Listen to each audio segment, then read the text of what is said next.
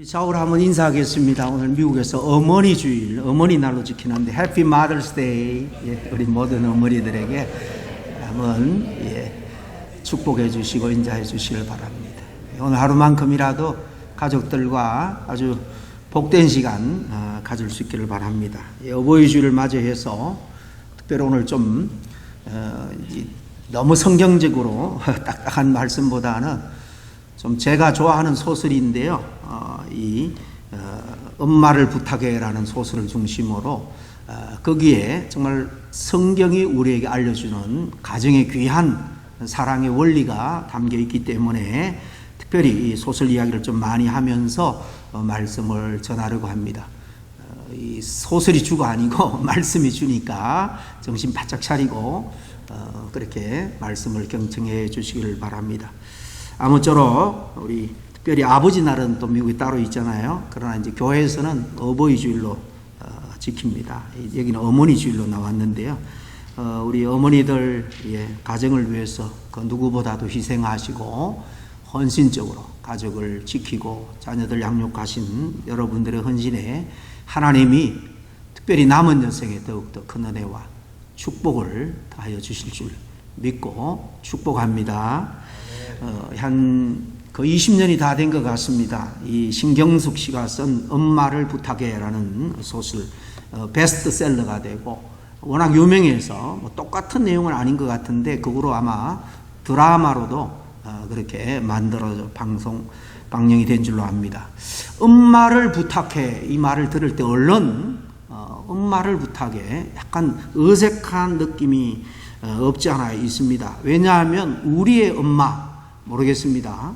제 세대 옛날 우리 어머니들 생각하면은 엄마를 부탁해가 아니고 엄마에게 부탁해 그런 말씀이 더 실감이 나고 와 닿는 것 같습니다. 우리 어머니들은 가족들이 내미는 온갖 사실 부탁 요구들을 기꺼이 들어주시는 그런 분이셨죠.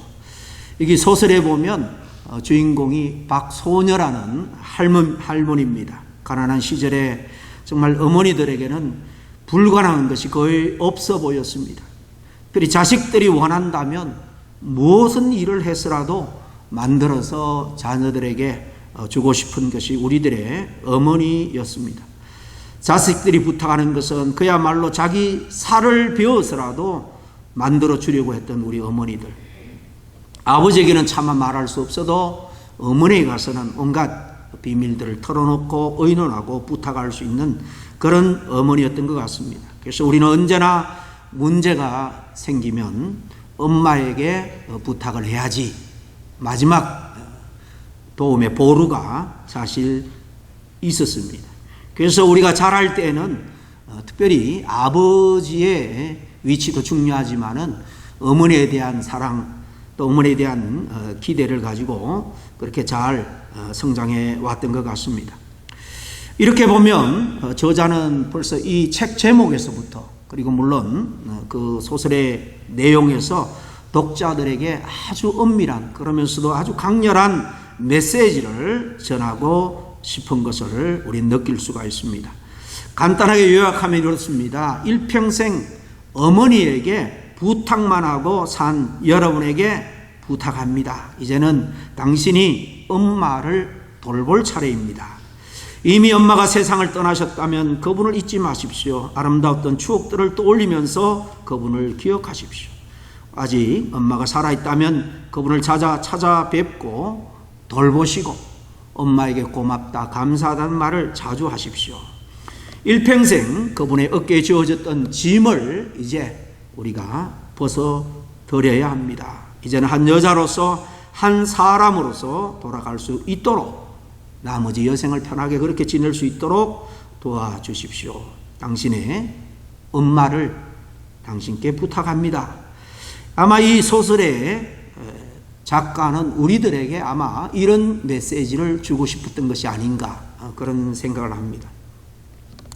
여기 부탁한다라는 말이 있는데 부탁한다라는 말은 사실 우리가 쭉 살아오면서 뭘 부탁한다 그럴 때에 함부로 누구에게 가볍게 부탁할 수 없는 거죠. 아주 특별한 말입니다. 예를 들어서 시집가는 딸을 사위에게 넘겨주면서 아버지가 내 딸을 잘 부탁하네 라고 말하기도 하죠. 이 말에는 아버지가 딸에게 가지고 있는 정말 깊은 사랑을 우리가 느낄 수가 있고요. 또 장인이 이제 딸을 넘겨주면서 사위에 대한 어떤 기대와 신뢰가 있음을 부탁한다라는 말에는 담고 있다 하는 것을 우리는 잘 압니다. 이렇게 보면은 부탁한다라는 말은 사실 참 따뜻하고 정겨운 그런 말이 아닐 수가 없습니다. 누군가로부터 부탁을 받을 수 있는 그런 사람은 말 그대로 정말 사람다움을 가진 그런 사람이다. 그래서 행복한 사람이다. 그렇게 말할 수 있을 것입니다. 아무도 나에게 부탁하는 사람이 없다. 여러분 생각해 보세요. 얼마나 인간미가 없으면 그럴까요? 아마 그런 삶은 불행하고 불쌍한 인생일 것입니다. 나는 다른 사람에게는 신세도 지지 않겠고 다른 사람 일에는 관여하지도 않겠다. 이렇게 말하는 사람들을 들어보게 됩니다.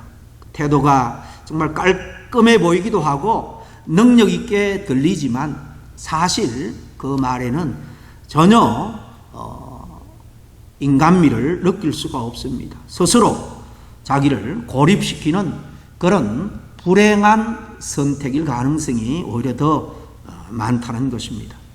잠깐 소설 이야기를 하면 이렇습니다. 시골에 사는 이 노인 몸이 많이 불편한데요. 이 박소녀 할머니가 서울에 있는 자기 자식집에 가는 길에 중도에 어디선가 모르겠는데 실종이 되고 맙니다. 그래서 그 잃어버린 엄마를 찾는 이야기를 통해서 자식들이 그간 너무나도 무심했던 한 인간으로서의 엄마에 대해서 이제 알아가는 그런 과정을 그린 그런 소설입니다. 여기 보면 그 남편이 서울에 있는 딸에게 통화를 하면서 그동안 엄마에게 있었던 이야기를 이렇게 늘어놓습니다. 그동안 드러내지는 않았지만은 엄마가 작가로서 출세한 그 딸을 너무너무 자랑스럽게 생각했다는 거죠. 그래서 그 엄마는 문맹이었지만은 그 딸이 쓴 그 책을 들고 평소 도왔던 소망원이라는 고아원 여직원에 달려가서 그걸 읽어달라고 그렇게 부탁을 한 적도 있고, 그리고 마지막에는 이 아버지가 딸에게 오늘 제목이 되는 이런 부탁을 합니다. 작가가 그 주인공의 어머니 이름이 지연이었던 것 같아요. 지연아, 부탁한다. 네 엄마를 말이다. 이 한마디 말 속에서 우리는 잃어버린 그 아내에 대한 남편 숨겨진 사랑도 어느 정도 느낄 수 있고, 그런가 하면 잃어버린 아내에 대해서 아무것도 할 수 없는 남편으로서의 무력감도 우리는 여기에서 좀 느낄 수가 있습니다. 그래서 가장 믿을 만한, 믿음직스럽다고 생각하는 큰 딸에게 그 어머니, 그 아내를 이렇게 부탁을 하는 것입니다.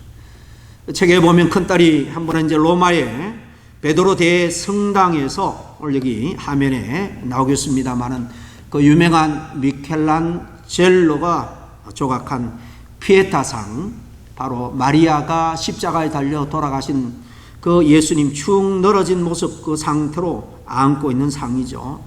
그와 마주치게 되는데 그는 십자가 위에서 죽은 아들을 끌어안고 있는 그 모습에서, 엄마 마리아의 모습에서 아마 자기 자라오면서 희생한 어머니의 모습이 그렇게 겹쳐지지 않았나 생각을 합니다.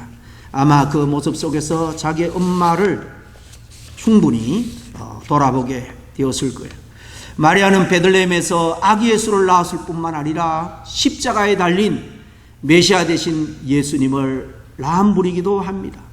세상의 모든 죄와 그 악을 다 어깨에 걸머지고 새로운 생명을 낳은 십자가의 그 놀라운 기적이 바로 예수님의 어머니 마리아에게 시작이 되었고, 그것이 모든 어머니들의 사랑의 원형임을 깨닫게 되었을 겁니다.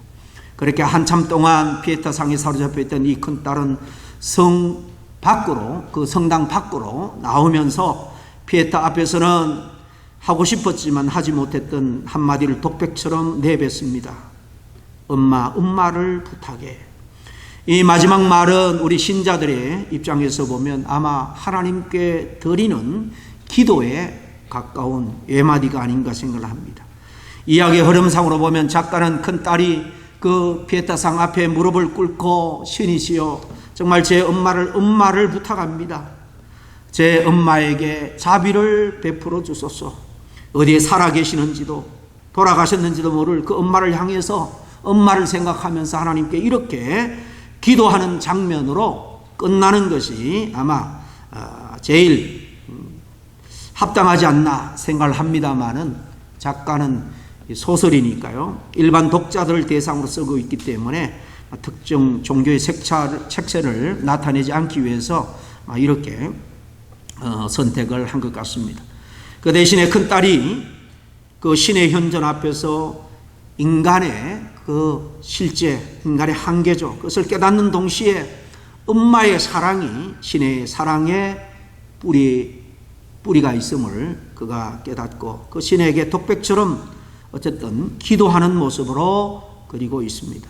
한없이 약해지신 아버지가 자신에게 부탁한 이 엄마, 그러나 자신도 그 엄마에게 아무것도 사실 할 수 없는 그 큰딸은 괴로웠을 것입니다. 그래서 그는 누군가 자신보다 더 큰 분에게 자신의 그 마음의 짐을 맡기고 싶었을 것입니다. 그게 누군지 그 큰딸은 알지 못했지만 피에타상 앞에 섰을 때에 그는 비로소 자신이 의지하고 의뢰할 대상이 누군지 희미하게나마 깨달았을 것입니다. 그 딸은 그래서 정말 초월자, 낯설지만은 하나님에게 어색하지만은 그는 마음의 소원을 이렇게 빌고 있는 것입니다. 우리 어머니를 부탁합니다. 어머니를 돌봐주세요. 여러분, 인간은 홀로 살아갈 수 없는 존재입니다. 사회학적으로 인간은 사회적인 동물이다. 동물의 요소가 많지만은 사회적이다라는 것은 함께 살아가지 않으면 인생을 영위해 나갈 수가 없다. 그런 의미에서 정의하는 말이죠. 서로를 의지하고 돌보면서 살아가지 않으면 안 되는 것이 연약한 우리 인생입니다. 가정은 서로를 믿고 의지하고 또 서로 부탁하고 부탁을 들어줄 수가 있는 그런 곳이어야 됩니다. 모두 다 자기 자신만을 챙기는 데만 몰두한다면 하나님이 에덴 동산에서 세우신 가정의 그 의미, 존재의 그 의미를 다 할 수가 없을 겁니다. 그것이 오늘날 가정 붕괴의 원인이 아닌가 생각을 합니다. 이 작가는 이 소설을 통해서 우리 가정에 정말 어머니의 사랑, 모성이 회복되기를 갈망하고 있는 것을 봅니다. 과거처럼 엄마가 모든 희생을 감당하는 그런 일방적인 사랑이 아니라 가족 구성원 모두가 이 사랑을 공유하는 그런 방식으로 우리 가정이 회복되기를 원하는 것 같아요. 알고 보면 성경은 가정의 모성적인 차원을 굉장히 많이 강조하고 있음을 발견하게 됩니다. 구약 성경이든 신약 성경이든 지극히 사실 가부장적이고 또 남성 중심의 시대에 이 성경이 쓰여졌습니다. 그럼에도 불구하고 성경에는 부모 자식 간에 남편과 아내 간에 서로가 서로를 사랑으로 돌보고 섬기도록 요청하고 있는 그런 요구가 많이 나와 있는 것을 볼 수가 있습니다. 여러분, 신약 성경에서 대표적인 가정에 대한 지침은 우리가 오늘 같이 읽은 이 에베소서 5장 말씀일 것입니다. 오늘 22절부터 읽었는데요. 22절에 남편에게 하기를 주께 순종하라, 그렇게 아내들에게 부탁합니다. 남편들에게는 25절에 아내를 사랑하기를 그리스도께서 교회를 사랑하셔서 교회를 위해 자신을 내어주신 같이 하라, 그렇게 당부합니다. 아내에게 주어진 요청 그리고 남편에게 주어진 이 요청을 한번 비교해 보시길 바랍니다. 여러분, 어느 쪽이 더 무게가 무거울 것 같습니까? 남편에게 대한 요청이 사실 훨씬 더 무겁습니다. 남편에게 주어진 요청, 예수님께서 교회를 사랑하신 것처럼 그렇게 아내를 사랑하라라고 말합니다. 여러분, 예수님이 교회를 어떻게 사랑했습니까? 오늘 우리 에베소서 1장부터 마지막 6장 오늘 우리 통독 공부 시간에 좀 전에 함께 나눴습니다마는, 예수님은 한 영혼을 구원해서 교회 공동체를 통해서 하나님 나라를 완성하기 위해서 십자가에 달려 돌아가셨습니다. 주님께서 교회를 위해서 십자가에 죽기까지 사랑하는 것입니다. 어머니와 같은 심정으로 그렇게 아내를 보살피라, 교회를 위해서 생명을 바치신 예수님의 그 사랑으로 아내를 사랑하라는 거예요. 그래서 그리스도의 사랑은 어머니의 사랑을 가장 많이 닮은 사랑이라는 것을 알 수가 있습니다. 아내들에게는 그렇게 말할 필요가 없는 것은 그 당시에도 우리 자랄 때처럼 대부분의 아내들이 그렇게 하고 있었기 때문입니다. 아울러 우리는 이 가정 지침의 대원리를 기억해야 되는데요. 그것은 구체적으로 아내들에게, 남편들에게, 아버지, 부모, 그리고 자녀들에게 이렇게 해라. 오늘 22절부터 쭉 끝까지 말씀을 하고 있는데, 사실은 그 앞에 대원리를 우리에게 말씀해 줍니다. 거기 오늘 읽은 말씀 바로 21절인데 거기 가정지침의 대원리가 나와 있습니다. 여러분은 그리스도를 경외하고 두려워하는 마음으로 서로 순종하라는 것입니다. 서로 순종하는데 하나님 앞에서 하나님을 두려워하는 마음으로 하라는 겁니다. 가볍게 여기지 말라는 거죠. 이 순종한다라는 것은 군대 용어입니다. 부하가 지휘관이 쓸 수 있도록 자기 자신을 전적으로 내어놓은 상태가 바로 순종하고 있는 상태입니다. 21절 말씀은 그 가족들도 모두가 서로의 필요를 위해서 자신을 내어줄 마음 자세를 늘 하고 살아가야 된다 하는 그런 뜻입니다. 그런 태도가 바로 가정의 기초다, 이런 말씀입니다. 아내가 남편에게 일방적으로 그렇게 하라는 말씀이 아니라 남편과 아내가 서로 그렇게 하라는 말입니다. 자식이 부모에게 일방적으로 그렇게 하라는 말이 아닙니다. 자식과 부모 서로에게 그렇게 하라는 거예요. 언제고 무슨 부탁이고 깊게 받아서 해결해 줄 수 있는 어머니의 역할을 모든 가족이 함께 안으라는 뜻입니다. 그런 점에서 이 믿음의 가정은 이 어머니의 낳고 기르신 그 생물학적인 모성을 가장 만족시키는 그런 가정이 되어야 될 것입니다. 뿐만 아닙니다. 더 나아가서 믿음에서 나오는 영적인 모성, 이것은 이유 조건을 불문하고 사랑하라는 이 영적인 사랑 모성을 개발하라는 것, 이것이 성경의 주님의 뜻입니다. 가정 안에는 물론이고 부성적인 아버지의 사랑도 가정에 있지만은 가정의 기초는 어머니의 희생적인 그 사랑, 돌봄이 사실 기초라는 사실 우리가 기억해야 합니다. 십자가 위에 드러난 하나님의 이 어머니의 사랑, 이 모성적인 사랑을 경험하면 우리는 그 사랑에 감동되고 또 그 사랑으로 말미암아 우리는 우리 가족들, 가까이 있는 사람에게 내 몸처럼 사랑을 나눌 수가 있는 것입니다. 이런 변화가 믿음의 가정 구성원 모두에게 사실 있기를 바라는 마음으로 오늘 가정의 원리에 대해서 쭉 성경은 말씀해 주고 있는 것입니다. 그리고 가족들 사이에서 나누는 사랑은 가족 아닌 사람에게로 넘어가는 그런 특징이 있습니다. 여러분, 가족들, 믿음의 공동체, 한 사람 한 사람 먼저 사랑해야 되지만은 그 사랑이 결코 거기에서 머물러서는 안 된다는 것을 누누이 성경은 이렇게 말합니다. 만약에 그 사랑이 가족의 울타리를 넘어가지 못한다면 그 사랑은 불완전한 사랑이요 병든 사랑이라 말할 수 있습니다. 가족 이기주의에 빠진 이 가족 사랑, 그것은 하나님이 원하는 사랑이 아닙니다. 가족 그 울타리를 넘어서 이 어머니의 사랑 같은 희생적인 사랑을 우리는 가족 울타리 밖으로 홀로 넘치게 해야 합니다. 이 소설에 보면 이 박선여 씨는 가족들을 끊임없이 사랑했을 뿐만 아니라 그 사랑을 주변 다른 사람에게도 널리 나누는 모습을 볼 수가 있습니다. 거기에 소망원이라는 고아원 이야기가 나오는데 자녀들이 한 65만 용돈을 모아서 매달 보냅니다.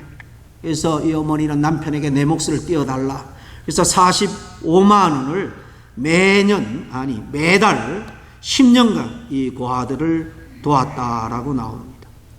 번번이 찾아가서 아이들 시켜주기도 하고 또 음식하는데 도와주고 청소도 해줍니다. 그래서 고아들은 이 할머니를 그런 할머니처럼 사랑으로 따랐다라는 이야기가 나옵니다. 또 소설에 보면 이런 에피소드가 있습니다. 자식이 아이 둘을 낳고 이혼해서 그 손주들을 노모에다가 맡기고 떠났는데 이 경제력이 없어서 굶기가 일쑤였습니다. 그래서 이 할머니가 또 불러다가 끼니를 채워주는데 그냥 자기 식구들처럼 그렇게 끼니마다 또 이 옆집 손주들을 먹입니다. 그런가 하면은 어느 날 바닷가에서 자식들에게 보내려고 좋은 밀가루로 빻아서 오는데 어떤 한 남자가 그 포대를 탈취해서 도망간 겁니다. 그래서 수소문에서 찾아가 보니까 마침 그 집에는 해산하는 그런 아내가 있었고 노모가 있었는데 노모는 너무나도 늙고 병들어서 아무것도 할 수가 없었습니다. 그냥 얼떨결에 산물을 도와서 아기를 받아줍니다. 도둑 맞았던 자기 밀가루로 또 수제비를 만들어서 그 가족을 먹입니다. 자기 자식들을 위해서 준비했던 밀가루였지만은 자기보다 사정이 더 딱한 그 도둑의 가정, 그 가정을 이렇게 따뜻하게 보살핍니다. 3, 7일이 지나서 미역 몇 가닥을 마련해 갔는데 너무나도 가난했고 어려운 가정이라 이 산모는 해산의 후유증으로 병원도 가지 못하고 세상을 떠나고 맙니다. 그녀는 틈나는 대로 찾아가서 엄마 없는 어린 아기에게 젖동량을 해서 먹입니다. 이렇게 이 박소녀 씨는 모성적인 그 사랑을 자기 가족들뿐만 아니라 자기 가정이라는 울타리 밖으로 계속 흘러보냈습니다. 누군들 내 가족, 내 자식부터 먼저 챙겨주고 싶은 그런 생각이 없겠습니까? 다 본능이죠. 그래도 그의 사랑은 자기 자식 가족에게만 머물러 있지 않았다는 것입니다. 정말 참된 사랑의 속성은 이렇게 우리의 가정의 담장을 넘어 이웃에게 또 세상으로 흘러가야 그것이 주님의 뜻을 이루는 것임을 우리는 성경을 통해서 너무나 잘 압니다. 그렇지만 이런 사랑이 정말 우리 시대에 얼마나 볼 수가 있는가, 얼마나 이런 사랑이 남아있는가. 만약에 그녀가 이렇게 실종된 서울에 많은 사람들이 그녀처럼 이런 마음을 가지고 있다면 실종된 지 며칠 지나지 않아서 가족의 품으로 돌아갔을 것입니다. 불행하게도 서울은 모성이 완전히 정발된 그런 도시로 묘사됩니다. 제 한 몸만 생각하고 제 한 몸만을 위해서 살아가는 각박한 그런 사회 모습, 그것도 꼬집고 싶었던 거죠. 여러분, 그런 모습이 서울만 그렇겠습니까? 우리가 살아가는 이 미국 땅은 어떻습니까? 어쩌면 더 비정한 사회로, 각박한 사회로 그렇게 흘러가고 있는 그런 이 현실 앞에서 다 안타까운 마음이 있을 겁니다. 번번이 일어나는 총격 사건, 떼강도 사건, 폭력, 성폭행, 물리적인 이런 위험들뿐만 아니라 정신적이고 윤리적이고 영적인 그런 위험이 사실 경제대국 이 미국에 정말 위험한 그런 수준까지 왔다. 누구나가 다 동감할 것입니다. 이런 것을 생각할 때 누군가를 만나서 정말 우리는 잠시 살다가 떠나겠지만 우리 자녀들, 후손들, 손주들, 정말 우리 아이들 좀 부탁합니다. 그렇게 말하고 싶은 심정이지만은 그럴 만한 정치인이나 그럴 만한 사람들을 사실 찾기가 쉽지가 않습니다. 보이지가 않습니다. 별 수 없이 우리는 하나님 앞에 기도할 뿐입니다. 하나님 아버지, 제 아들을, 딸을, 우리 손주들을 이 험악한 세상에서 하나님 지켜주십시오. 우리 사회에 이런 따뜻한 모성이 회복되는 것이 여러분 얼마나 절실하게 필요한 세상인지 모릅니다. 오늘 저 소설의 주인공 같은 그런 사람들이 많아지면 우리 사회에 정말 따뜻한 모성이 회복될 수 있습니다. 그래서 사회학자들은 이런 사회적 모성에 대해서 말합니다. 서로 믿고 의지하고 섬기고 돌보는 사회적 분위기, 사회적 모성이 회복되어야 된다. 성경에서뿐만 아니라 세상의 그 사회학자들도 돌아가는 형편을 보면서 안타까운 나머지 그렇게 외치고 있습니다.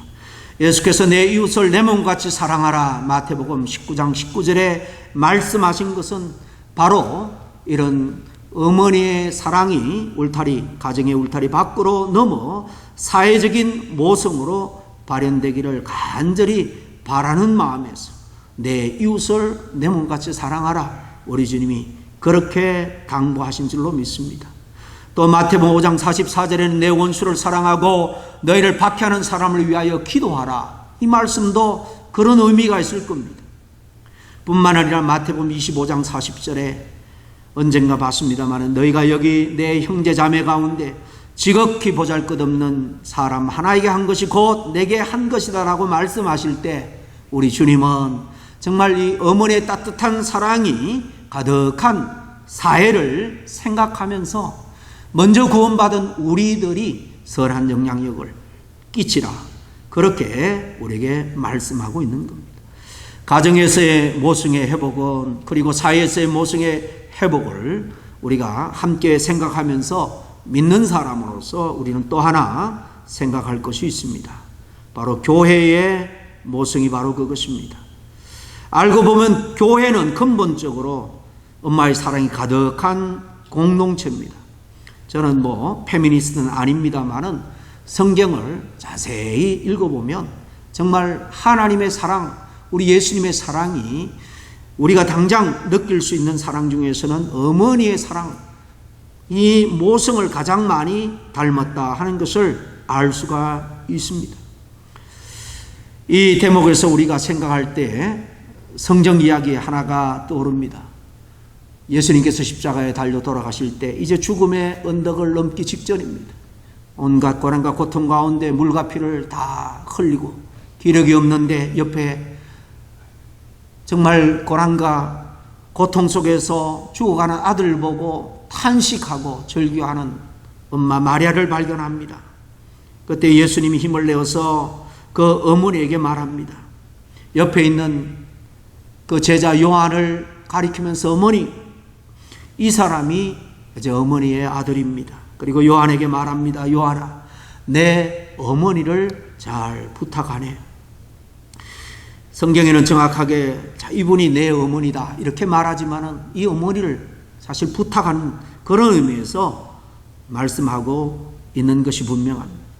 성경을 보면 예수님께서는 동생들이 많았음을 알 수 있습니다.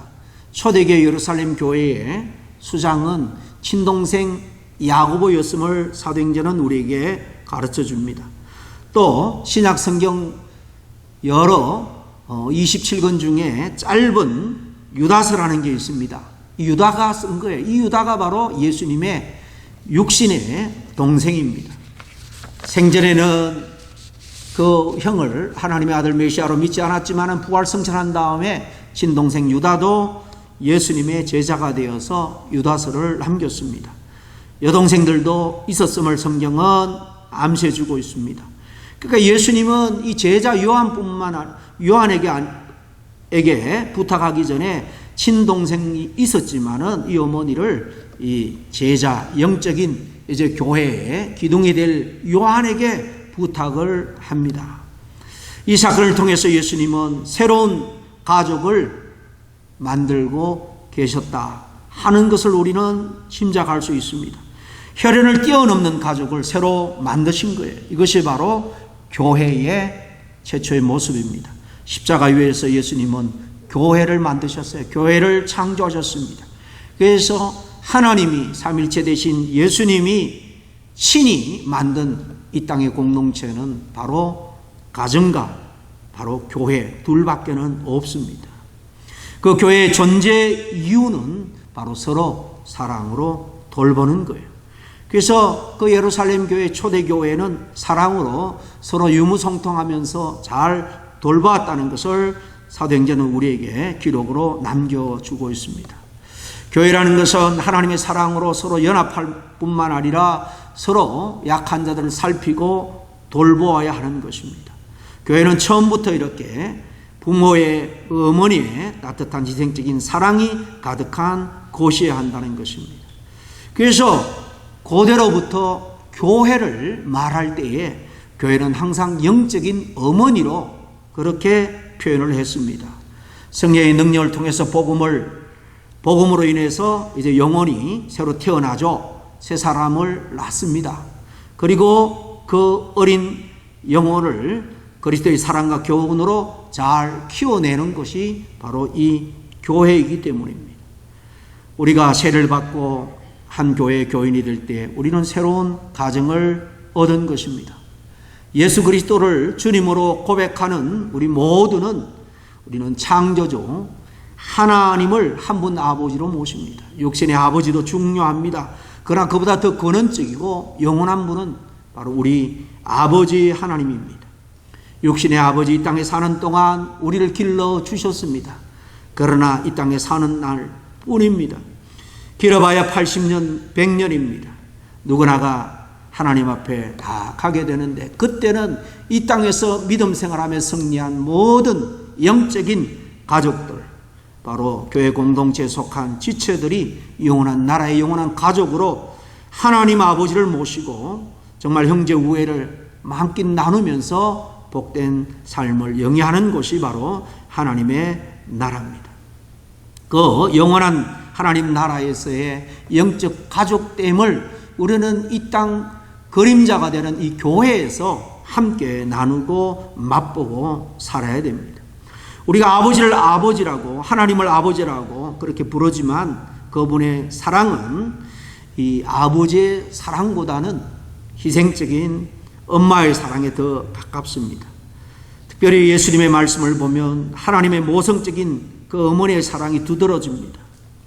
그 부성적인 사랑이 사실 강렬했던 유대 사회에서 이 예수님이 하나님에 대해서 가르치고 또 자기가 어머니 하나님의 그 어머니 같은 사랑을 실천할 때 유대인들은 사실 거북했던 것입니다.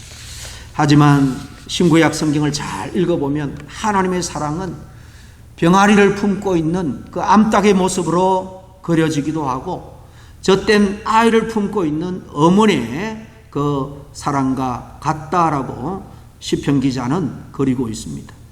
그 사랑으로 인해서 생긴 교회이기 때문에, 그리고 그 사랑을 전하도록 세움받은 교회이기 때문에 교회는 근본적으로 이 어머니의 사랑이 흘러 넘치는 곳이 되어야 될 줄로 믿습니다. 우리가 늘 걱정하는 부모와 가족들이 있는 우리 조국에, 그리고 우리가 몸담고 살아가는 이 땅에 정말 어머니의 사랑 같은 하나님의 사랑이 정말 주님의 백성된 저와 여러분, 또 이 땅의 교회들로 통해서 담장을 넘어 세상 가운데 흘러 넘치기를 간절히 바랍니다. 우리가 속한 공동체마다 따뜻한 어머니의 사랑이 먼저 회복될 때에 그 사랑은 담장 너머로 넘어가게 되고 우리의 가정, 우리가 사는 세상이 그야말로 살맛 나는 세상으로 조금씩 바뀌게 될 것입니다. 서로가 믿고 의지하면서 서로 섬기고 돌보는 그런 세상이 조금 더 이루어질 수 있도록 저와 여러분이 정말 우리 피부체에게 나누는 그 사랑을, 하나님의 사랑을 깨닫는다면 정말 우리 이웃들에게 함께 나누어 하나님의 사랑의 사도가 될 수 있는 그런 저와 여러분이 될 수 있기를 간절히 축원합니다. 함께 기도하겠습니다. 새 하늘과 새 땅을 우리에게 약속하신 주님, 그때가 오기 전에 먼저 우리들의 마음에 새 하늘과 새 땅을 허락하여 주시옵소서. 육신의 가족들뿐만 아니라 영적으로 가족된 우리 교회 공동체의 모든 지체들을 하나님의 사랑으로 잘 섬김으로 우리 가정에, 또 우리가 살아가는 이 세상에 하나님의 그 놀라운 사랑이 향기로 전해지게 도와주시옵소서. 말로만 복음을 전하는 것이 아니라 사랑의 향기로 삶으로 정말 전하는 미랄 같은, 썩어지는 미랄 같은 삶을 살아드림으로 말미암아 하나님의 사랑을 경험한 저희가 있는 교회, 가정, 일터에 정말 그리스도의 사랑이 흘러 넘치게 하여 주시옵기를 간절히 바라고 나올 때에 예수님의 이름으로 기도하옵나이다. 아멘.